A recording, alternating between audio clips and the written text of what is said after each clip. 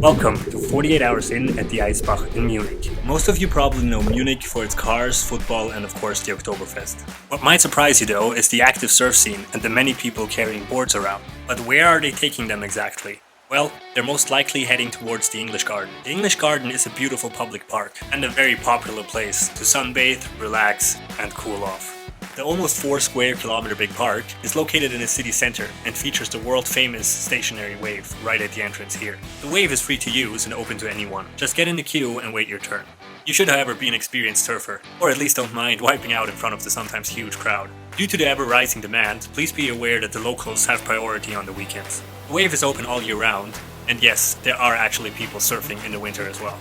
If you're a beginner, we recommend you start practicing at the smaller stationary wave further downstream first.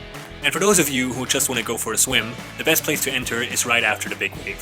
Before you head in though, please be aware that although surfing is legal, swimming is not. As you could probably tell by the huge amount of people swimming regardless, this law is not necessarily being enforced, but keep in mind that you do enter at your own risk. The route you'll be swimming is shown here. Keep right at the beginning and then just watch out for the second stationary wave. Before you jump in, make sure you have all your stuff in a waterproof bag, or get yourself one of those lock-tote bags like I did. They're slash-proof and also RFID protected, so all you gotta do is lock your stuff to a tree and you're good to go. Eisbach literally translated means ice creek, and the second you hit the water, you realize that it's truly deserving of its name. In the summer, the water temperature reaches a maximum of 20 degrees Celsius or 68 degrees Fahrenheit. Give your body some time to adjust to the temperature, and as the current is quite strong as well, you should only enter as a strong swimmer. The river is only 1.5 meters deep, so in areas with weaker current you can stand up.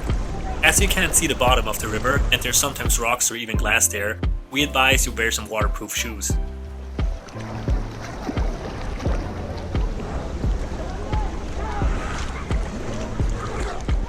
We're now approaching the first bridge.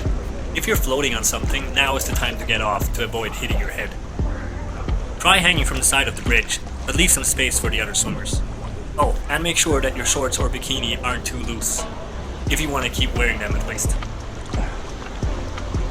A good way to challenge yourself is to try and climb up the side of the bridge, which isn't as easy as it looks.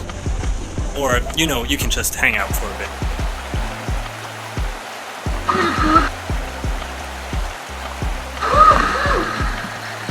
Here you can see the waterproof bag in action. While floating around, keep an eye out to the side of the river. Here you can often find homemade swings and ropes and other fun elements that you can use, like the surfer here does.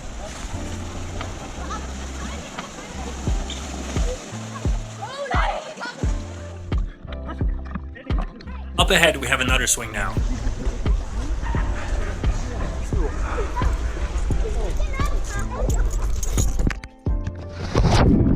People like to jump in from the bridge coming up ahead. If you want to go for it, make sure you jump in facing upstream so you don't land on anyone's head.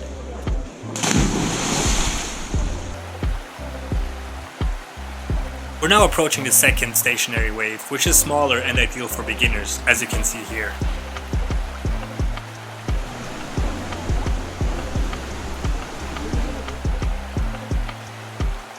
As a swimmer, you should grab hold of the red rope that is just in front of the wave. Get out of the river, past the wave and the surfers, and then just jump right back in.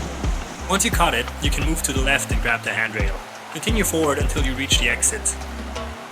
Alternatively, you can also just hang on until one of the surfers waves you through.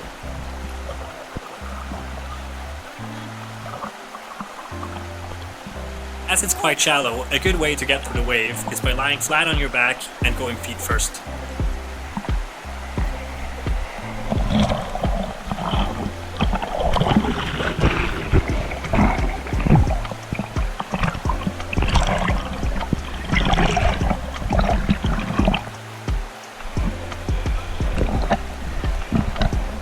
And once again, hold on to your stuff.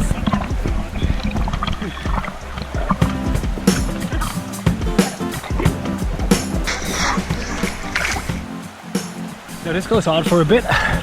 Overall, you'll be in the water for roughly about 10 minutes. After the wave, watch out for the chain in front of the upcoming bridge.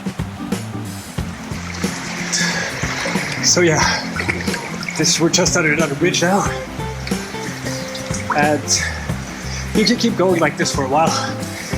People also use like flotation devices and stuff, which are also fun. But yeah, be a bit cautious. Don't try this too hammered after Oktoberfest, because people do end up drowning here every now and then.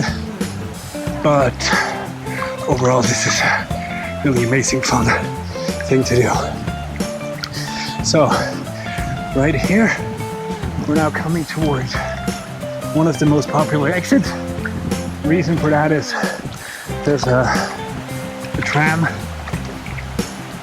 Not sure if you can see the tram location right on the top there, which basically takes you back to the start of the English Garden where you started off from.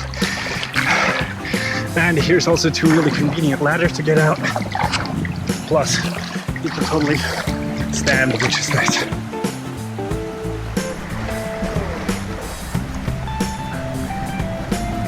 Take tram number 16 from across the street and ride 2 stops. You're legally required to have a valid ticket, but as long as you're in your swimwear, people don't really check you on those 2 stops. Exit the tram at the National Museum. You'll then be close to the first stationary wave where you started off from. And yeah, definitely check it out if you're